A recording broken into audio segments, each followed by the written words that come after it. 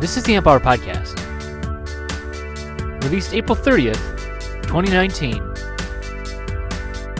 Episode 440.2. Interviews with Greg Davill and Michael Ossmann.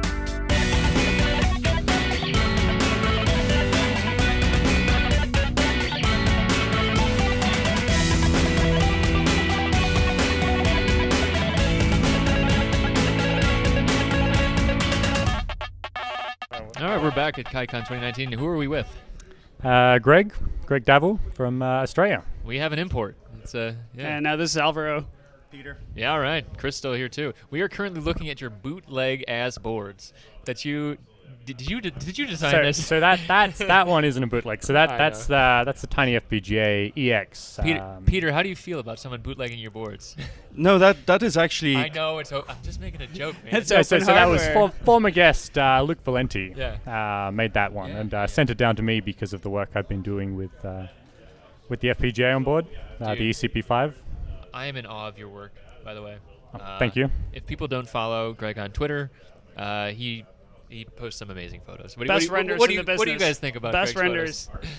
Terrible. No, it's you push the bar up a few additional notches. I didn't know that was KiCad. I know. Do you make all your own models or? Yeah. I mean, some of the models the vendors provide. Yeah. Unfortunately, the vendors don't license the models very well, so I can't share them easily. So, but I mean, DigiKey now lists which parts have a CAD model. Yes. Available. You download those. Usually they're single color, so you got to import them. If it's a connector and it's got gold contacts and plastic, by default it just shows up as gray in KiCad. So you got to spend a bit of time. You pull it in and recolor. Which materials. software are you pulling them in to recolor? I'm pretty familiar with Fusion 360. Okay. I know that's Windows and Mac OS only. No, still. I mean, if it's faster, right? Because it's like, well, if I can do it in Linux, but it takes 10 times as long, then you're not going to do it. Yeah, So. I did this similar thing with SolidWorks too. So it is possible with other tools too. Yeah. That's great. And so how do you? You did a presentation today too. Yep. You were doing Fusion and Blender. Yeah, but very limited experience in Blender. Yeah. Fusion's pretty easy.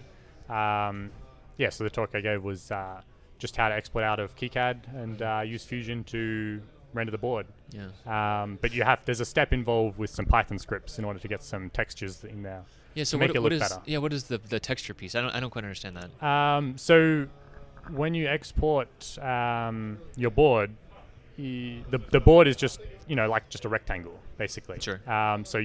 Once you pull that into your 3D software, you render it, you just see this green rectangle. I mean, that's not what your board looks like in real life. I mean, sometimes it is. Well, if you send a blank zip file, just the edge cuts to a fab, maybe you'll get a green board back. Right. But basically, you can take the copper layers and the solder mask and the silk screen, take them out of KiCad as SVG files. And then I've got a Python script that does this all automatically. It colorizes them and stacks them. Nice. And creates just a PNG that is more or less what your board looks like. Mm-hmm. Yeah, I think these were the exports you were making and posting on your Twitter were just the SVG generated layer files, right? Yeah. So I mean, I think it looks even those look a little nicer than just a screenshot of the KiCad window. Yeah, so it's a bit more realistic as to what the board looks like. Because how I just generate screenshots for documentation is taking the 3D model view, so the Alt-3 window, and then use the ISO projection, orthographic projection, and make a screenshot of that or export as a PNG. Yeah. It's nice to have actually an SVG that is like a vector graphic, so your tool can do that? Yeah, yeah, more or less. I mean, the tool uses SVGs, but it pulls them into Inkscape to turn them into a PNG. Right. Because I don't need a vector in rendering.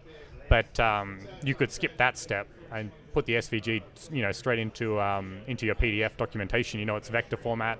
You can zoom in all the way. Yeah, I'm thinking about like documentation, like a pinout diagram for the teensy stuff, for example. You see them all on the Arduino. It's a nice little card single that line comes out with a little flag. With a colorized flag. So I'm thinking about different pin muxes. Automating that process would be nice. Really nice to improve that. So 3D models are awesome. The project kind of has branches off into different aspects of. Well, let's hear more about you. So, what do you do professionally? Because you're always doing these crazy ass boards. I'm like, you did another friggin' board. Like, what is going on here? Every week, a new board. Make us look terrible. It's inspiring. It's we're jealous, but also inspired. It's the right kind of jealousy. I work full time, but I do this as a hobby and share it on Twitter. Full time, just work for a small aerial surveying company. Just designing their boards, firmware, documentation, assembly, mechanical. Packing, he runs shipping. a company. Are you using KiCad professionally, or are you? Yes. I'm the only engineer at this company. So I brought the software with me from uni. That's great. And how's it KiCad work for everything. Any pushback on that or no? No. It gets the job done. Yeah. Well, that's the productive, thing. right? Yeah. That's what I'm. So I use it professionally now, and I keep waiting for someone to be like, oh no, but it hasn't happened yet. And most of the time, I guess I'm dealing with external clients, so most of the time they're like, well, just make a board. I don't care. Like, who cares? Yeah. But I think as engineers, we're like, well, it matters how it's done, and it depends if someone's going to take over the project and they're not familiar. Yeah, maybe. Okay, maybe. But if you're just providing the end product, like, hey. Yeah. We're at KeyCon now, but my opinion is, use whatever tool you're comfortable with. In the end, it generates a board, right? That's what's important. Right. Yeah. And I think that's it. It's like at the end of the day, you need a thing in the world. So that's what we're all trying to get to. Yeah, whatever gets you there quicker, right? Yeah. Cool. That's great. How long have you been using KiCad? Used it a little bit before, mostly after CERN has done a lot of work on it with the push shove router. Was that KiCad 4? For 4 nightlies or when it was stable? Oh, look at this hipster over here. Sorry. He's like, 4 nightlies over here, Maybe there was a bit of crossover there. So when they put it in, I definitely tried it out in the nightlies. So that's pretty much still when crashes, I switched right? over to. But it crashed just as much as Altium back in the day. So I thought you said I tried it out in the 90s. I was like, you tried it in the 90s? Oh my God. No. Yeah, okay. No. I thought there's surely Wayne's probably tried it in the 90s. We got to talk to him at some point too. I wasn't designing boards. I know. Yeah, I wasn't either. Yeah. I wasn't doing anything in the 90s. I was watching, TV, watching Ninja Turtles and stuff. So that's great. We've been asking people what's something that's missing that you would really like from KiCad. What's something missing? So the functionality you work on, do you think that should be pulled in? Maybe. That's a that would that'd be cool. There's plugins for. I could package the scripts that I've done better so they look more like a plugin. I was going to say there's something to do with hand placement, but we've already got that great interactive bill of materials plugin. That one's really cool. I tried to get the author to come. He couldn't make it. But man, that thing is useful. Yeah. No, I've been using it ever since I discovered it. Yeah. And for those who don't know, it's a script that you see your board file, and then you can highlight the BOM items, and it highlights the components. It's like an interactive placement plan. Yeah, when you're hand placing stuff, bill it's of material, right. So it highlights the part to place. You're the meat controller, I am the pick and place machine. Well, but that's an external plugin that's not developed by KiCad at all. Right. But it just seamlessly integrates. So it's just a button. Once you install it, it's just a button. And that would that would be awesome if it's just there. Yeah, rendering button. That'd be cool. That's great. Well, Greg, please never stop posting. Oh wait, we want to talk about the photo stuff real quick too. So you've also been moving into doing reflow and macro photography of your stuff. Microscopic macro photography. Yeah, what is it? Micro? I don't know what the real difference is. I use a macro lens on my camera, but then I also have a microscope. But the photos they take are more or less the same, in terms of the zoom. Yeah. So I'd say macro photography. Yeah. Okay. Yeah. Also, what is the thing that you really enjoy about KiCad? It's to have a counter example to what is really missing. What I like about KiCad, well, I mean, it's free. No, I do really like the fact that there's such a community around a software tool. Like, I don't think you would ever have. Well, maybe they do. Do they have an Altium convention? I think they but it would be very corporate. Like it would be very different to this. I mean, even their user forums are all very exclusive, right? Like you need access and right. Like everybody here I've met, they've all got their boards. They're sharing what they do. Yeah. Whereas I don't think you would see that with a lot of other EDA tools. Well, I think it might have used to be like that in like old Protel times before Altium. I can imagine, because like knowing like the old timers that use Protel even on DOS or like really back in the day, they were exchanging information in the magazines and other stuff. Yeah. And so there was some community and exchange back then, but I also don't know But it's just much more available, right? Like with Altium, with those, not everyone has it because it's so expensive. So here you have, like, anyone can just download KiCad and use it. So I mean, the barrier to entry just for electronics in general, it's and also people are proud of what they are doing and they love to share it. That's really nice. Yeah, I think the barrier to entry thing is really good too. I mean, like that, it's gotten so much easier, just in general, like in terms of like ubiquity of components and Like I mean, we have DigiKey here. I mean, I built a board and it's got a few switching regulators. Yeah. They need a resistor divider. Yeah. So I've ordered one 25.9K resistor. And it's like, it's somewhere in Australia. To Australia. Somewhere in the warehouse in Thief River Falls. Yeah, Thief River. There's a person that has cut off that one resistor, bagged it for me, and it gets shipped all the way to Australia. I mean, with the rest of my parts, obviously. Oh, I thought you did one. I was like, that would be great. You didn't. But you could. I mean, you'd pay for shipping. Actually, you got to meet the minimum requirement there, $60 Australian for shipping. I found out if you're in Australia, right, or anywhere not in the U.S., if you spend over $60, it's free shipping. Yeah, I told them that. I'm like, yeah, seriously, you need to do that for the States. Come on, guys, seriously. Yeah. Cool. Something I didn't know about the States. That they charge you for shipping. Yeah. No matter what. Yeah. Yep. Yeah, I remember back in the day when I lived in Germany, they had not only that, but they also took customs. They were paying for customs. Wow. That was huge. Yeah. So you really wanted to hit that threshold, so that they did that. Right, get past that pain point. Yeah. Well, Greg, thanks for talking to us, man. No worries. We'll keep an eye on your Twitter. Please keep it up. Please keep posting. Yes. Yep. That's just at Greg Davill on Twitter. Oh, yeah. Yes. Good call. Yeah. All right. Guess taking care of it. Yep. Thank you. Cheers. Now we'll have a very unfamiliar voice. Please introduce yourself. How people might not know you. Hi, this is Michael Ossmann. I'm Alvaro. I'm Chris. And obviously, Michael Ossmann has been on the show many times as our co-host sometimes as well. Thank you for coming back, Mike. It's good to talk to you. Great to be here. It's been a little while. It has been. Was it Tour Camp was the last time? Oh, probably. On a I beach. think you're right. At Tour Camp. I'm on that show, too. Right. You were In the you were out in a background. kayak screaming. Yes. That was really fun. Well, Mike, what you been up to? Oh, it's been a busy time at Great Scott Gadgets. We've been growing and doing new exciting things. Most recently, we are actually shipping Great Vet 1, Finally. which is super exciting. Yes. Something Monday, we've been right? working towards for a long time. Yes, starting Monday, the Monday after KeyCon is Very exciting. when we are starting to ship to our resellers, and it'll be a few days before they have it available for everyone, but it's actually happening. So what is that if people don't know what that is? So Great Vet 1 is a hardware hacking tool.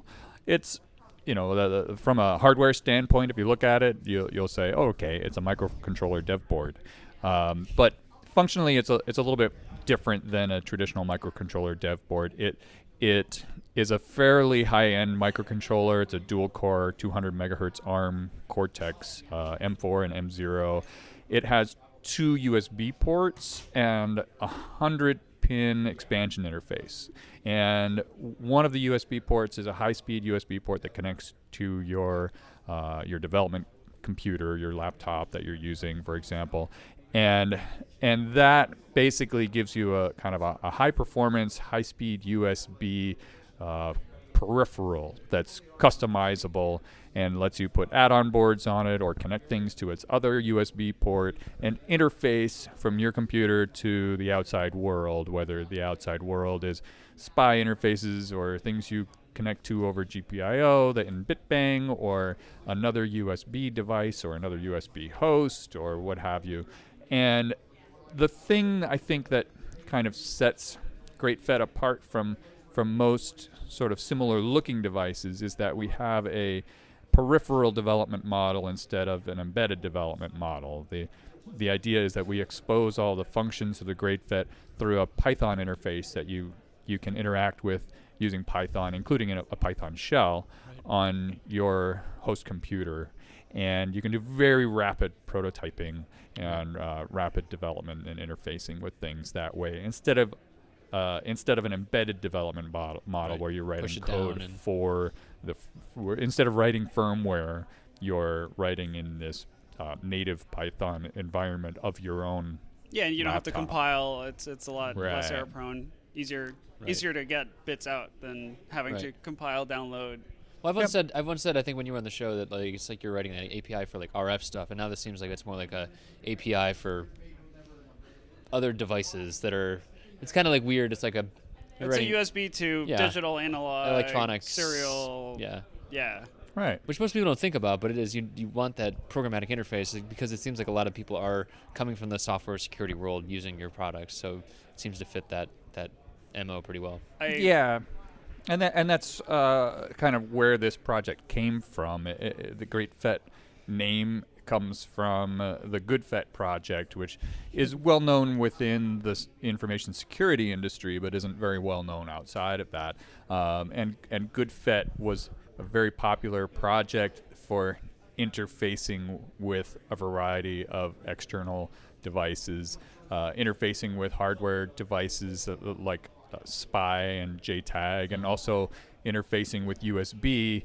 The most popular variant of GoodFET was called the Face Dancer, and it was basically a GoodFET with an extra USB port added on. And now, today, we have the modern Face Dancer project, which is a software tool that was developed by Kate Temkin, which is far more sophisticated and more capable than the original Face Dancer software. And Face Dance, the preferred hardware platform for the Face Dancer project is now GreatFET, and it's much higher performance than the original Face Dancer hardware. So you could do USB man in the middle kind of thing, or host device? You can do USB host or device where you're kind of emulating that USB device or host in your Python program, which is a little hard to wrap your head around sometimes. And we can do some USB man-in-the-middle things as well. It's a little bit tricky to kind of figure out exactly how you want to configure things, but Kate gives a fantastic USB hacking class that I had the opportunity to take last year, actually. And using the Face Dancer? Yeah, using GreatFET 1 and and her Face Dancer toolkit, and some other software as well, like just using PyUSB and some other software tools to do a variety of kind of USB hacking challenges, trying to identify vulnerabilities in USB host stacks or in USB device stacks, and like send bad descriptors up. Absolutely. That's great. I know this has meant a lot for security testing, but have you had any interest or users for test automation or test jigs? Oh, definitely. That's the kind of stuff I would be using it for. The first thing that the first test jig I've used GreatFET for actually is the test jig for GreatFET. Of course. So we have a number of add-on boards for GreatFET, and the add-on boards are called neighbors for historical reasons relating to the GoodFET project. You should ask Travis about that if you get a chance to interview him, Chris. He's on next week. Excellent. So ask him why our add-on boards for GreatFET are called neighbors. Right. And the one of the neighbors that I've developed is actually the test jig for GreatFET 1. So you have your GreatFET, you're testing GreatFET 1 plugged into this your regular test GreatFET, jig, yeah. and then you have your unit under test GreatFET 1, stuck onto the bed of nails, and one GreatFET tests the other, and it actually worked quite effectively. How did you test the first one? How did you test the first one? With a DMM. Yeah, exactly. A lot of time in a spreadsheet. Well, that's great. So, KaiCon, you're interested here because obviously all your stuff is done in KiCad.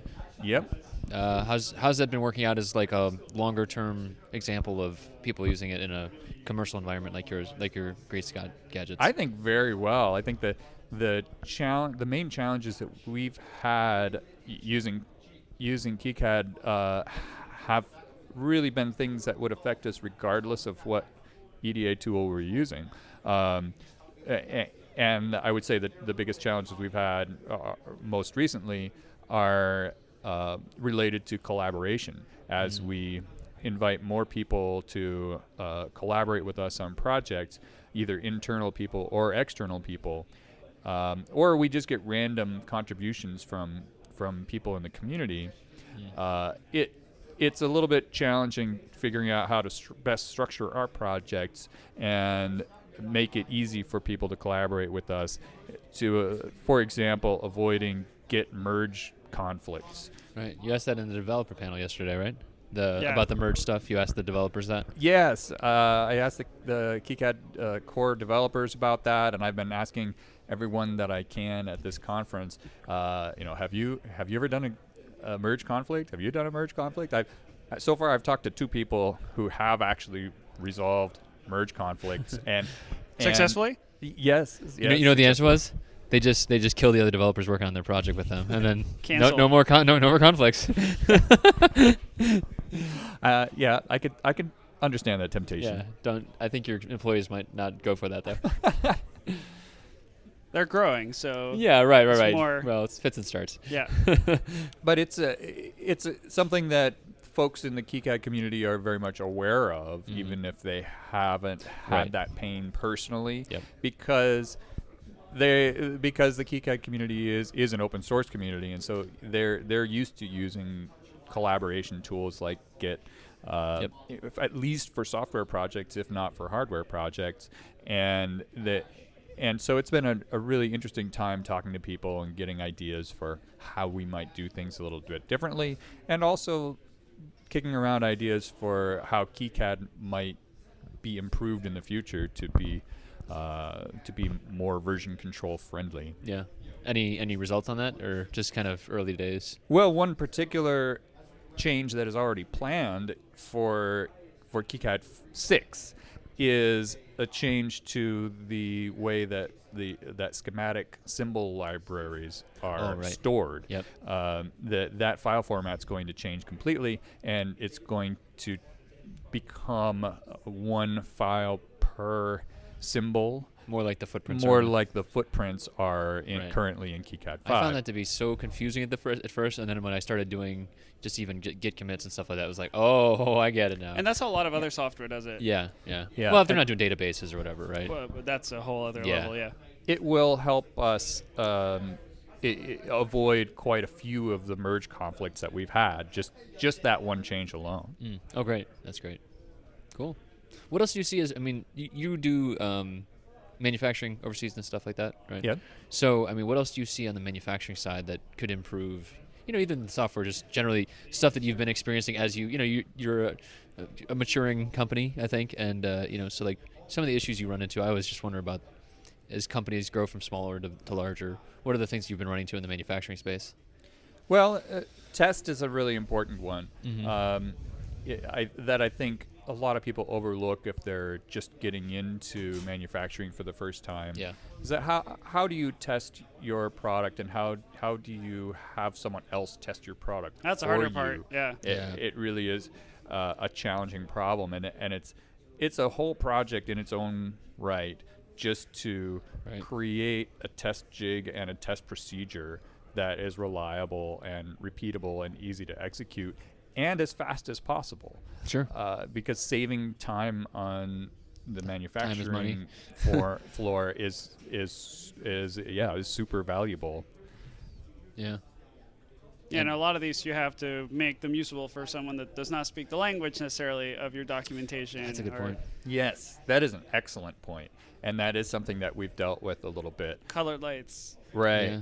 Well, I mean, even if you're saying doesn't speak the language, it could be literally the language, but sometimes it's just like level of technical detail, right? It's almost like what do they call that, like cargo cult kind of stuff, where it's like, well, when I turn my hand like this, it works, but when I shake my elbow like this, it doesn't work. So I'm just gonna shake my elbow. Yeah, I just always shake my elbow, and I make sure, and I jiggle the connector. But if you jiggle it twice, it doesn't work. It's like right. Oh, I've had that where the was testing a button, which happens to be a button that connects the batteries for a satellite. Sure. And blah blah blah. Well, the test person's. I made a servo that clicked the button, and I noticed that sometimes it didn't, like, it would click, but the connection was not made. And the test person says, like, "Oh, you just click it a few times, and then it works." Yep. They're being judged on if it passes, right? And then it passes, right? Yeah. But it's just like, what if this is in space and then it doesn't work? Sir, we need to launch a finger. So that was a mistake of washing the boards after the switch was installed and flux was coating. But anyway, but this was a great example of, like, the test passes when you just wiggle it a few times, right? Mm-hmm. Yeah. We had an interesting case a little over a year ago with HackRF.